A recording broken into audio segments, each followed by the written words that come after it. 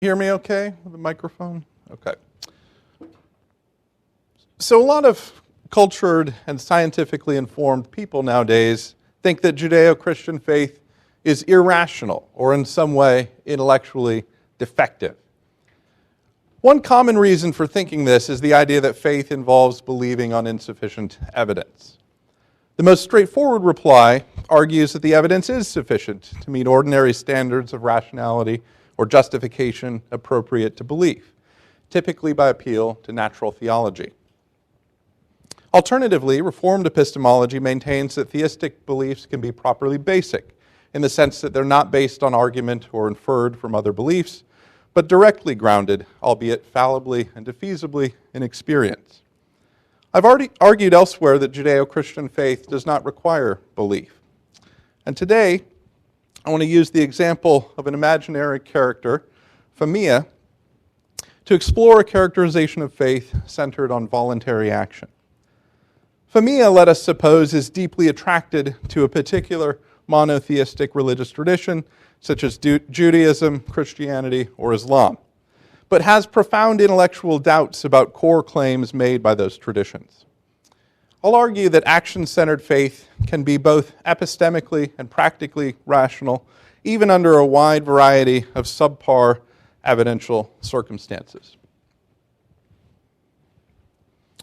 For the most part, ancient Jewish and early Christian communities of the first century took the reality of God for granted as a widely shared background presupposition. The pressing questions of faith focused on A, whether God can be trusted or relied upon to remain faithful in covenantal relations, and on B, the faithfulness, loyalty, and allegiance to God manifest in the lives of individuals and communities. In our time, the question at the forefront of many people's minds is not, is God trustworthy, but rather, does God exist? Or perhaps some epistemic sibling, such as, is there any good reason to think that anyone, anywhere, ever encounters God? For many in today's world, this is the modern predicament. One cannot very well trust God that God exists when God's existence is precisely what is in question. So consider Famia, an imaginary figure who falls deeply in love with Jesus as portrayed in the writings of the New Testament and with God so described.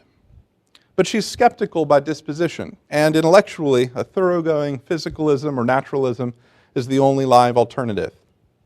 She would like to have faith, but finds herself in the modern predicament. Is there a way for Famia to respond with faith that doesn't require believing on insufficient evidence? I think that there is.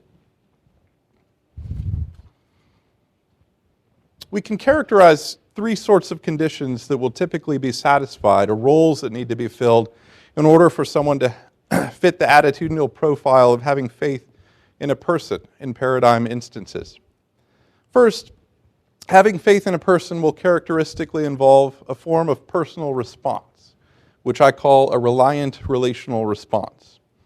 I take Judeo-Christian faith typically to involve two core forms of personal response: trust in or reliance on Jesus or God, and a commitment to following Jesus or to walking in God's ways. To have faith in at least one important sense is to trust in or rely on a person.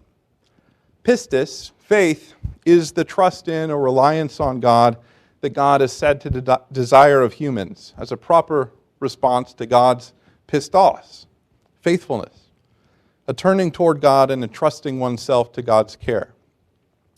But Judeo-Christian calls to faith have, from the beginning, also been closely associated with, and indeed inseparable from, faithfulness or fidelity to God. Faith in this second sense of following Jesus or walking in God's ways is an engaged, life-orienting commitment to a relationship centered upon loving God and loving one's neighbors, around which one's activities, behavior, and allegiance is structured. And Michael Pace and I are actually working together on a paper that will develop, clarify, and defend the idea that Christian faith requires both trust and loyalty or allegiance. Both trust and a commitment to covenantal fidelity are central to the meaning of the Hebrew term for faith, emunah, which shapes uses of pistis in the Greek New Testament. While conceptually distinguishable, each of these responses are emphasized in connection with faith.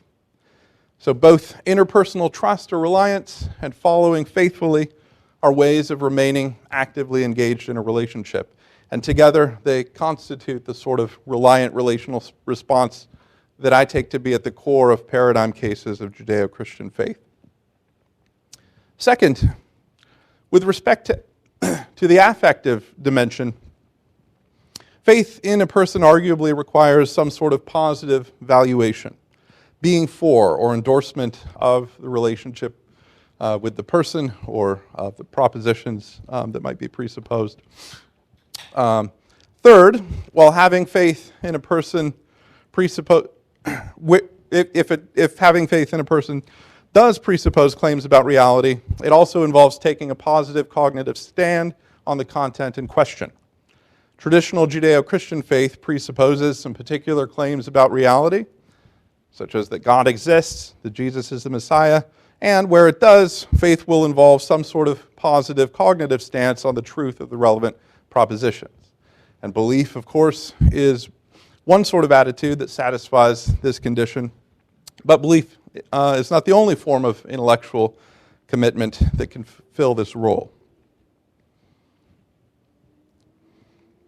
If the core of Judeo-Christian faith typically involves trusting in or relying on a person, and an allegiance or commitment to following a person or way of life, what use might that be to Phemia? Phemia finds herself confronted with a testimonial source, TS, that proclaims some religious teaching, K, and invites response, follow a religious way, W. Jesus, as described in the gospel narratives, and Paul, through his epistles, confront us with both proclamation and invitation, with particular claims about reality, the truth or falsity of which are independent of what any of us think or how we feel, and with instructions for appropriate response. Repent, accept the gift of God's grace, seek to align yourself with God's will. So let K, in this case, be the gospel message, the good news, or proclamation of core apostolic teachings, kerygma, including propositions like Jesus is the Messiah, and background assumptions such as God exists that are clearly presupposed. And let W in this case be whatever life to which Christianity calls one to live, the way, following Jesus and walking God's ways. So the central gospel proclamation strikes Phemia as fantastic in two senses. What? A dead man rising? Is there such a person as God? So first she has significant doubts about it. And by significant doubts, let us imagine that although Phemia regards Christianity as a live possibility in the sense that she can seriously entertain it, she also finds herself thinking that naturalism is more likely, perhaps significantly more likely, to be true. Second, if the proclamation is true, following Jesus and living in an ongoing reconciled relationship with the God of Abraham, Isaac, and Jacob is a good of nearly incomparable value. Phemia wants more than anything to follow Jesus. This is her pearl of great price. But she also wants to do so with intellectual integrity, and she recognizes that following the way does not make sense apart from particular claims about reality that are part of or presupposed by core religious teachings, K.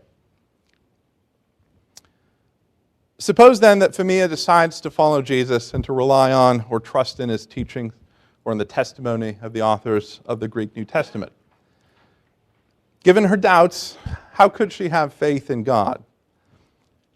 And could she do so in a way that doesn't amount to believing on insufficient evidence? I want to argue for two claims here. First, Phemia can take the reality of God on faith if trusting and relying on a person is or can be a voluntary act. Second, even given her current fairly pessimistic evaluation of the evidence, Phemia can do all this without either first-person epistemic or practical irrationality. So let's start by noticing that deciding to follow the way and to rely on the testimonial source are decisions to act, not decisions to believe. Moreover, the behaviorally defined interpersonal trust that I have in view will also allow Phemia to implicitly or explicitly adopt the following further combination of attitudes. As part of her faith in Jesus, trust in or reliance on the testimonial source, Phemia relies on or trusts in Jesus to testify accurately or reliably with respect to the gospel proclamation, which includes the presupposition that God exists. Given that this sort of interpersonal faith, reliance, or trust grounds the content of Phemia's propositional faith, or faith that God exists, Phemia can then decide to trust in or rely on, and thus have faith in God as well. So, I'm exploring a view that locates what is most central to faith in the realm of action, and in particular in certain kinds of commitments or decisions to remain actively engaged in a long-term relationship. Let me set out a rough characterization of faith in terms of both commitment and trust, in which acts play a fundamental role. So suppose we think of action-centered commitment to a person or to following a way as follows. By Ing, S has commitment-centered faith in P, or following way of life W, roughly when, first, in Ing, S is engaging in acts around which S's relationship with P, or following way of life W, is structured, or undertaking a commitment to further such acts of engagement. Second, in Ing, S endorses the relationship with P, or way of life W. So for example, she values or affirms P and or W in the sense that she desires it and thinks it good. Where if S's commitment to P or to W presupposes some set of claims about reality, some relevant proposition P, then third, in Ing, S takes a stand on P, acts on P, for example, implicitly or explicitly assumes that P exists and that P will phi, etc. And then fourth, S's Ing is contingent upon P's phiing in such a way that upon learning that it's not the case that P exists or that P is phiing, S would lose one of S's central reasons for continuing to A, or such that learning not P would cause her to lose or abandon her faith. Together, these conditions fill the three roles needed to fit the attitudinal profile of faith in a person.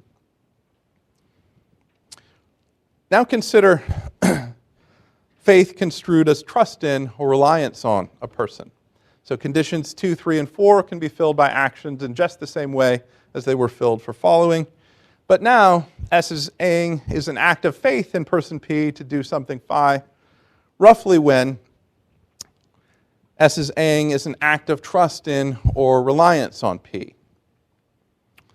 Although faith is in the conceptual neighborhood of trust, it's important in my argument that we not too quickly assume that what biblical authors had in mind was or has to be a passive psychological state that one simply finds oneself in.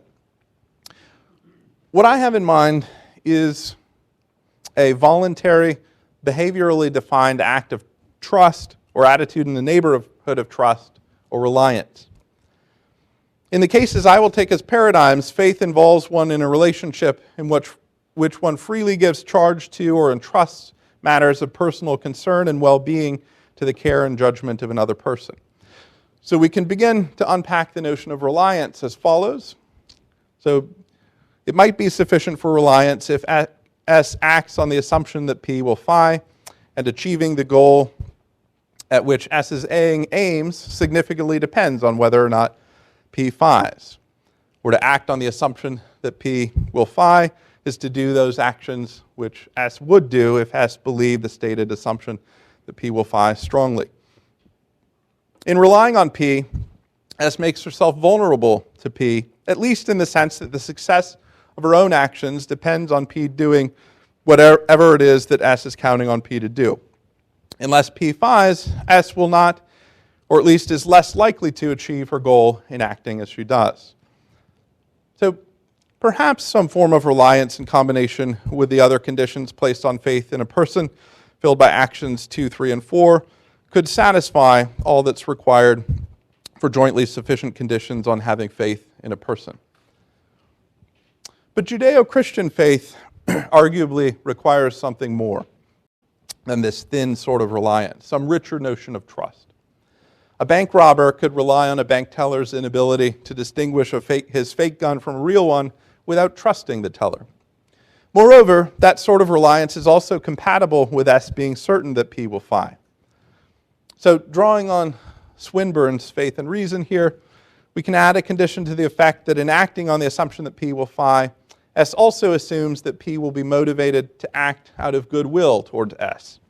For example, in Aing, S assumes that P will be trustworthy in relevant ways, such as by telling the truth, by acting in S's interests, and doing what S knows, doing for S what P knows S wants or needs. An additional element of epistemic risk can easily be introduced by focusing on circumstances where S A's, when the evidence gives some reason for supposing that P may not phi, where there will be bad consequences if the assumption is false, if P doesn't phi. So it seems to me that we can characterize a form of voluntary, behaviorally defined trust or risk-taking behavior on behalf of the good that doesn't require very much in the way of belief or other psychological attitudes. So the suggestion is that faith can be cashed out in terms of actions that are straightforwardly under one's voluntary control. So suppose then that Phemia decides to follow Jesus and to trust in or rely on his proclamation. Given this conception of what her faith is or can be, what about the charge that Phemia's faith must be irrational? Phemia's faith does not require belief and is therefore not a form of believing on insufficient evidence. However, a more general objection may be lurking here, the charge that what she's doing is irrational. But what exactly is the objection here? So rationality is a goal-oriented notion, and charges of irrationality most often take the form of criticism broadly concerning either one, what one thinks, and two, what one does. Epistemic opinion and action are subject to very different criteria of appraisal. The relevant goals for epistemic rationality are truth-oriented. For example, balancing joint aims of believing truth and avoiding errors which stand in tension, or the search for a well-balanced or accurate and comprehensive set of opinions. Like von Frosten, I will construe rationality in terms of permission, since in seeking opinions that are properly responsive to experience, we face choices about under what conditions and how far we will go beyond experience in our interpretive judgments. Typically, an evidentialist policy, roughly Hume's advice that we proportion our epistemic opinions to the evidence, or considerations that bear on the likely truth or falsity of P, will be the best way for an agent to achieve her epistemic goals. Phemia can do no better than to conduct her intellectual life in such a way that she does her level best to have her sober epistemic opinions conform to the evidence available to her, and to properly investigate what evidence might be available in a manner appropriate to how much any given topic matters to her relative to her other concerns. Now, there are obviously a lot of nuances we could add here, but the point to see is that nothing in Phemia's faith, as I have characterized it, need inhibit this epistemic pursuit.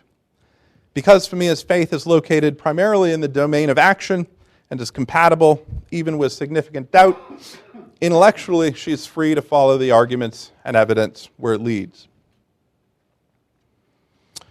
Although there are, of course, many ways in which Phemia could fail to be epistemically rational, there's nothing inherent in Phemia's faith that leads her into epistemic irrationality. Phemia will count as epistemically rational in the main sense that matters, provided that she does her level best to form epistemic opinions that track her evidence and to inquire responsibly on things that she cares about. Questions about the rationality of actions, practical rationality in contrast, are questions about how effectively an agent is promoting her goals. Decisions about how to act are not subject to further epistemic appraisal, but are instead proper targets of moral and practical evaluation.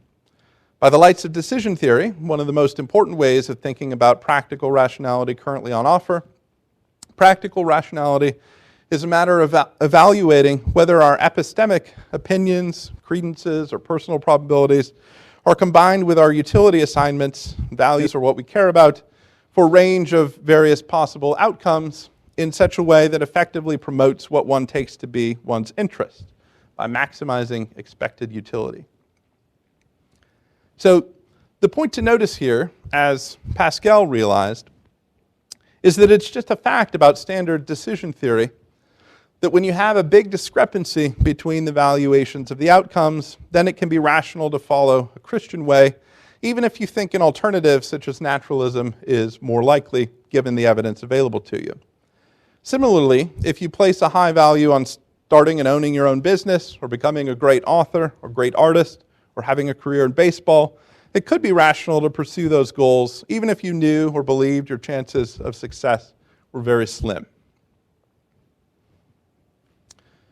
So even if Femia has a low subjective probability for God's existence and the gospel proclamation, because she places such value on, has a large utility assignment for the truth of the proclamation, her action following the way will come out as practically rational.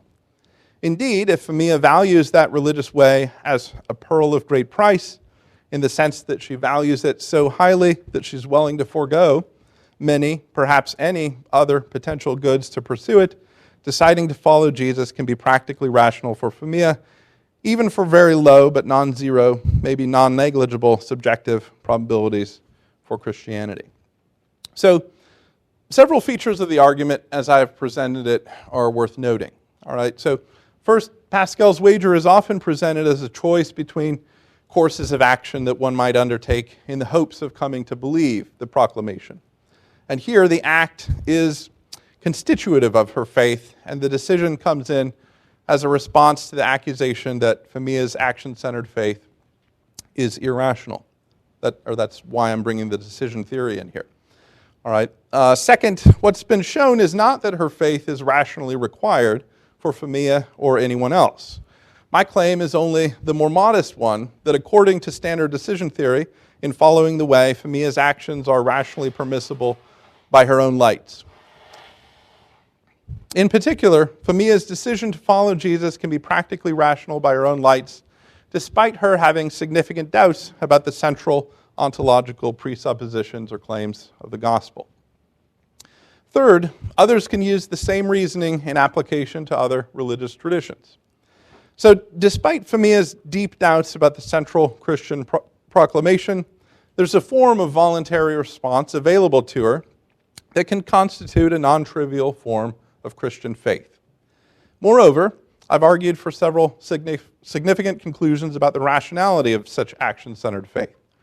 First, because nothing requires a person to do anything other than proportion one's beliefs or opinions to the evidence in matters of epistemic evaluation, Femia can be epistemically rational even under a wide range of subpar evidential circumstances. Second, given the strong attraction to and value that she places on the message of good news, as long as she continues to regard Christianity either as the only live possibility in contrast to naturalism, or more generally as the live possibility that she values far above all others, Femia's action-centered faith can also be practically rational by the lights of one of the most influential contemporary approaches to evaluating practical decision-making. Thank you.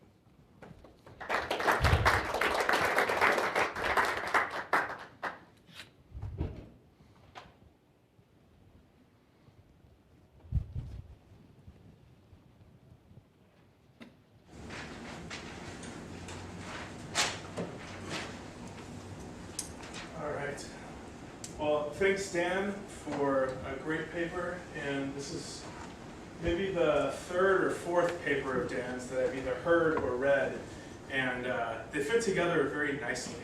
So this is definitely a package of views that Dan has thought a lot about and that go together well, and look forward to the monograph. So in this paper, Dan is arguing specifically for this action-centered view of faith. I'm not sure, so I went back and forth when I was reading the paper, whether Dan thought that faith was action-centered, or whether he thought that the action-centered attitude that he's talking about in this paper is a kind of faith. And I think that it's the latter.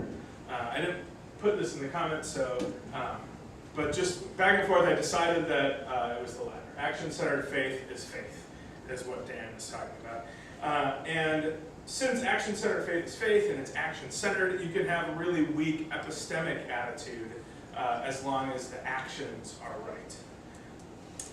Since it's action-centered faith, it seems like the most important norms to which we subject the faith are the action-y ones, which would be practical ones and moral ones. Less important to meet the epistemic norms because this is action-centered faith. But even action-centered faith, the way that Dan categorizes it, has an epistemic component. That epistemic component is what Dan calls a positive cognitive stance. So the core of the faith might be in the actions, but you've still got to meet some epistemic criteria. And so we could still subject it to epistemic norms. I'm pretty sure that I agree with Dan that the kind of faith that he characterizes here with Themia can be practically irrational. But I'm not sure that it can be epistemically rational. And so in the comments here, I'm going to try to say that whatever's going on with Themia, it's not epistemically rational. So here's the claim of the paper that I'll try to argue against. Judeo-Christian faith can be epistemically rational, even in circumstances in which one lacks belief in core ontological presuppositions, e.g. that there is such a person as God, on which the life of such faith crucially depends, and without which such faith makes little sense, even in situations in which one takes the truth of Judaism or Christianity to be significantly less probable than naturalism.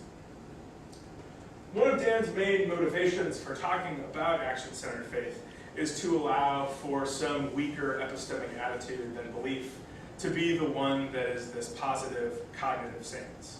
So in the past, in other papers that Dan's written, he's talked about acceptance or assumption. In this paper, he talks about hope. So Themia hopes that these things are true, and that's enough. That's the positive cognitive stance that goes along with the actions that makes Themia's faith. If not, I'll just read again.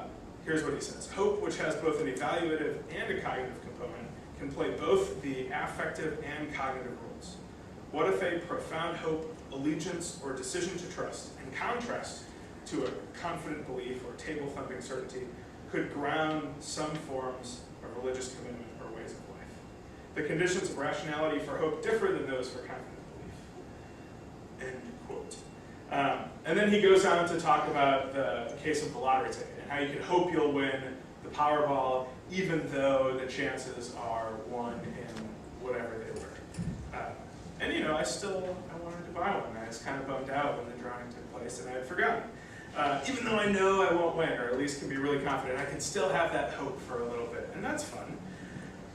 But then let's ask whether this hope could be a kind of faith. Now, the way Dan characterizes the kind of faith that Themia has, it's hope in a person to do something, or acts of trust in a person. So it's hard to do the lottery because I don't know who picks the numbers. It might be just a computer. But think about the following case. Can I have faith in Ed McMahon to give me a publisher's clearinghouse check? So let's consider whether, so here's the phrasing that Dan uses. By Aing, S has commitment-centered faith in P to phi. So in this case, by racking up a huge credit card bill, Brad has commitment-centered faith in Ed McMahon to give him a massive check. Not just the number on the check, but those checks. So action-centered faith requires the relational response, the positive evaluation, and the positive cognitive stance, which can be filled in by hope. So here's the relational response. By Aing, S relies on P to phi. So you need a case where that happens. So in this case, by racking up a massive credit card debt, I rely on Ed McMahon to give me a massive check. So I meet the relational response. Here's the positive evaluation. In Aing, S endorses the relationship with P. So in racking up a massive credit card bill, I endorse the relationship with Ed McMahon. And finally, the cognitive component. In A, S takes a stand on P. It implicitly or explicitly assumes that P exists and P phi. This is where the hope thing comes in. I can hope that P phi. So in racking up a massive credit card bill, I take a stand on Ed McMahon's existence, and that Ed McMahon will give me a massive check. I hope that he will. So this situation doesn't obviously fulfill the spirit of Dan's characterization. It's definitely not as vivid and heart-involving as Famia. I haven't gotten to say all the stuff that I racked up the credit card bill for, but you can imagine it being really legitimate, sort of touching kinds of things.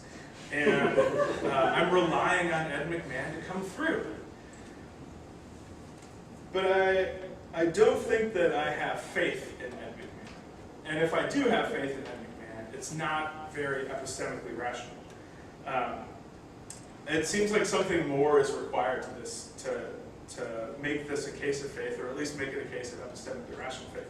I would suggest that the thing that's missing is that I need to assign a higher likelihood to Ed McMahon's bailing me out with a massive check. That's got to at least be a live possibility, if not something quite probable. And maybe I also need an actual relationship with Ed McMahon, where I firmly believe that he exists and that he goes around giving out massive checks. I mean, as it happens, to make the case even more analogous, to lower my credence, I didn't look up Ed McMahon. I have no idea what he's doing. I'm relying on my memory of him in the 90s going around delivering massive checks. I have no idea if he still does that. I suspect he doesn't. Now there's a chance, there's a minuscule probability that I assign to him still doing that. But on this proposal, as long as I have really strong hope that he's still doing it, it would meet at least the conditions that Dan lays out.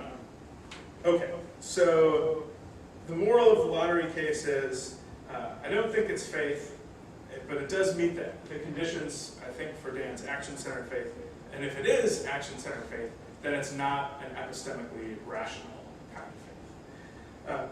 Now, I don't know if Dan is saying that anyone who satisfies these conditions has action-centered faith. Or if he's just saying that sometimes you can meet these conditions with something less than full belief and have faith.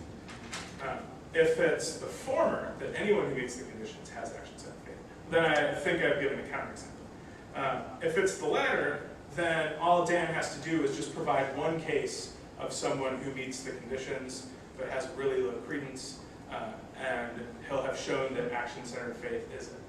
You can have faith by having this really epistemically low kind of faith. And presumably he takes Famia to be an example of that. So when I think about the Famia case, I'm pro-Famia. I like what's going on. I want Famia to keep hoping, to keep reading scripture, to keep living in that kind of way.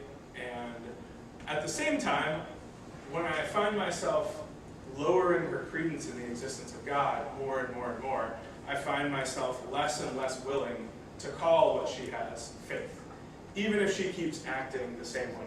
The higher her credence of naturalism goes, the lower her credence of the existence of God go, the more I think what Famia has is just hope.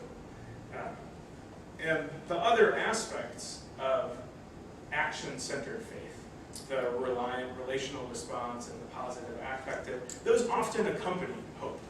So it's no surprise to find that someone has those two things and also hope.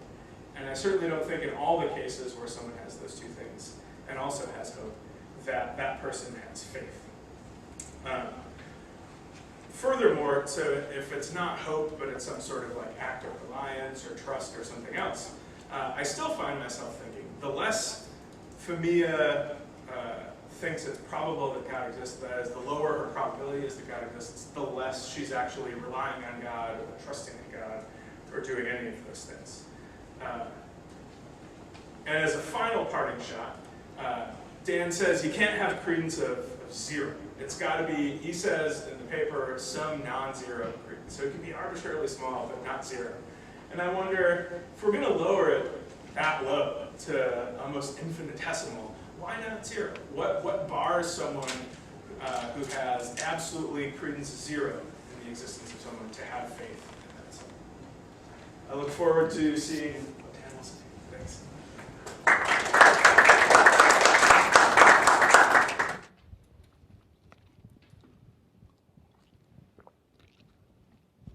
Okay, well, so first I want to say that I've really enjoyed and benefited from conversations about faith with Brad over the last several summers.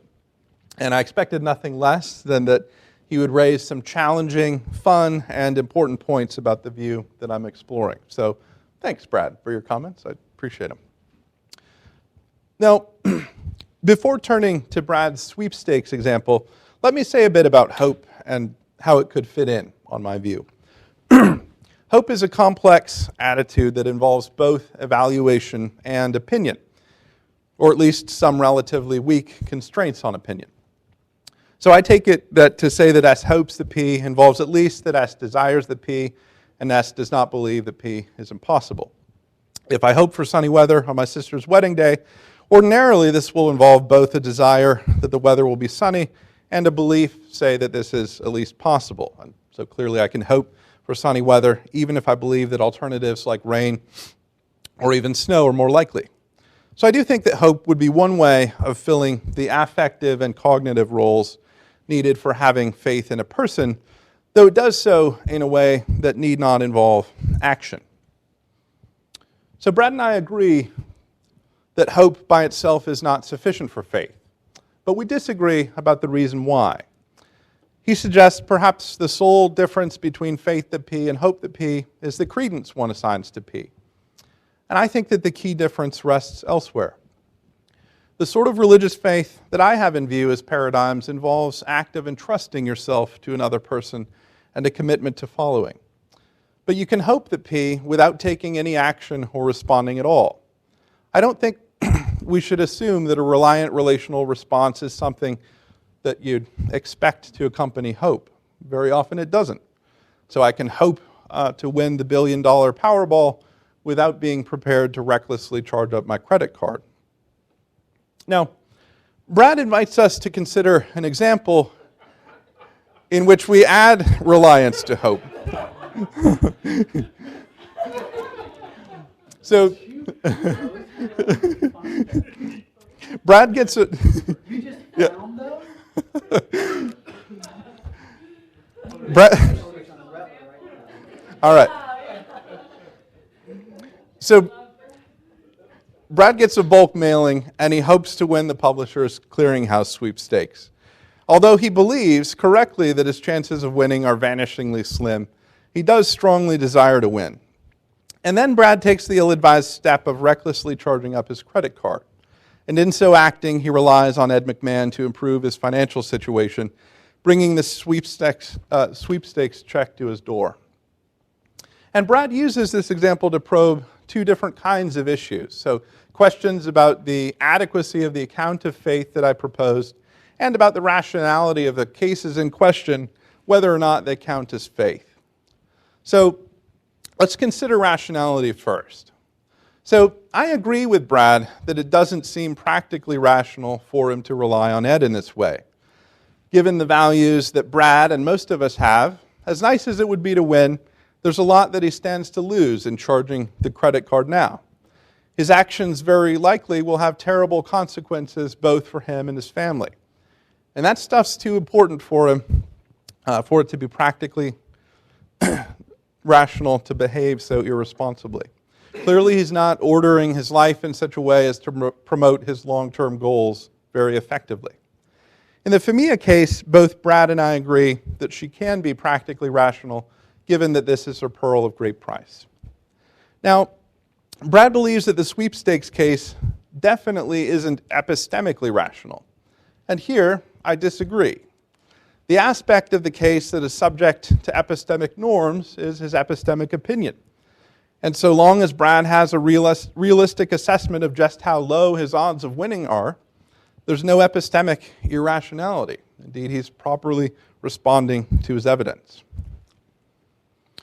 Second, let's think about what the sweepstakes case might tell us about the nature of faith. So there are two main questions here. First, does it count as faith, or is it a counterexample to my account? And second, if not, what more is required for faith? So Brad thinks it doesn't count as faith, even though it meets my conditions. So I have to ask myself, do I share the intuition? If so, can I explain the intuition away, or do I need to fix the proposed account? Let's be aware, though, that our intuitions on these matters may be highly dependent on background assumptions about faith that we bring to the discussion. Brad clearly favors what I call the belief plus view of faith, and rightly or wrongly, that view has become very deeply entrenched in our cultural presuppositions about faith, and it shapes a lot of what we think about faith and a lot of what we read about faith. And I'm challenging the belief plus view. And so it's not too surprising if cases in which belief is absent trigger the intuition that it doesn't count as faith. These intuitions may reveal as much about the background concepts that have come to inform our discussion of faith as they do about faith as a valuable human phenomenon. And part of what I'm inviting us to consider is whether we should reconsider the assumptions that give rise to those intuitions. So one option would be to kind of stick with my guns here and reject the intuition. After all, Brad's intuition is that Famia doesn't count as having faith either. And that's precisely what I'm disputing. I've been trying to heed the advice of John Quanvig and the Howard Schneiders and Trent to focus on the attempt to understand faith around questions of value. And my goal is to articulate an account that's grounded in a close reading of biblical depictions of faith that makes sense of why faith became so important to biblical authors who used that term, one that I hope will begin to make better sense of why they care about faith than an account that takes belief as its focus. Now, that being said, I want to own up to the fact both that Brad's example is a way of meeting the conditions for faith in a person that I proposed, and that I do feel some of the pull of Brad's intuition here. But I think that the pull stems from a different source, or for a different reason. Brad suggests that what's missing is belief. The sweepstakes example fits my proposal in the sense that he's relying on Ed, and that's a fair point. But it's worth pointing out that some of the features that I take to be most salient of faith are absent. So it's not clear that Brad is trusting Ed to act in his interest or with Brad's well-being in mind. After all, Ed hasn't made him any promises. It wouldn't be appropriate to blame Ed for Brad's behavior or to even feel that Ed had let him down. Presumably, Publishers Clearinghouse is also careful not to make any legally binding promises in their bulk mailings. Now, we could add to the example that Brad sort of naively misreads the statements like, "You may already be a winner," and "final step required," as notification that he's actually already won. But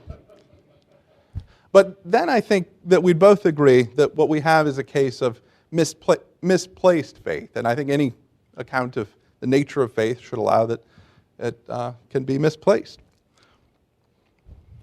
But what's certainly clear is that Brad isn't following Ed.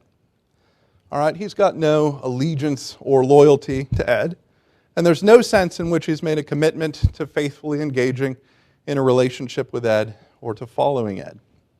So, to the extent that Brad neither trusts nor follows Ed in the sweepstakes example, that example takes us farther away from what I take to be paradigm features of faith.